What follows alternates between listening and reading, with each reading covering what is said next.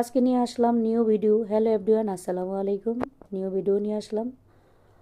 আজকে দেখাবো নতুন একটা ভিডিও, নতুন একটা রেসিপি নিয়ে আসলাম। এখানে আমি খাসির ফেফড়া কলিজা নিয়ে আসলাম, এখানে মাথাটা নিয়ে আসলাম।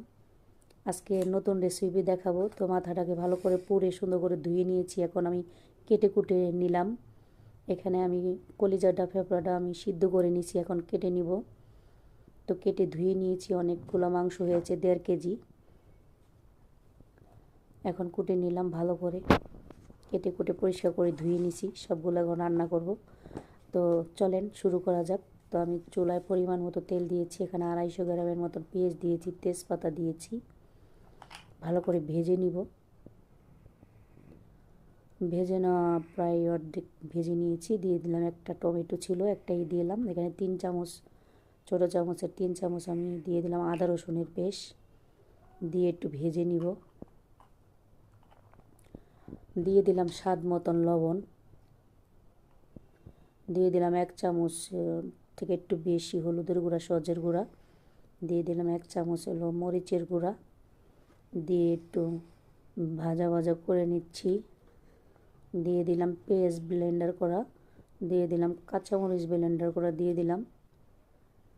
এখন এখানে দিয়ে দিব জিরা বাটা, লং, এখানে দারচিনি, এলাচ বাটা, গোলমরিচ বাটা দিয়ে দিলাম। এখানে সেই মাংসগুলো আমি দিয়ে নিচ্ছি, সবগুলাই রান্না করব আমি। এখানে গোটা আমি রসুন দিয়ে দিলাম। এখন ঢাকনা দিয়ে ঢেকে দিব কিছুক্ষণের জন্য। বলক এসেছে, নাড়াচাড়া দিচ্ছি, খুব ভালো করে কষিয়ে নিতে হবে।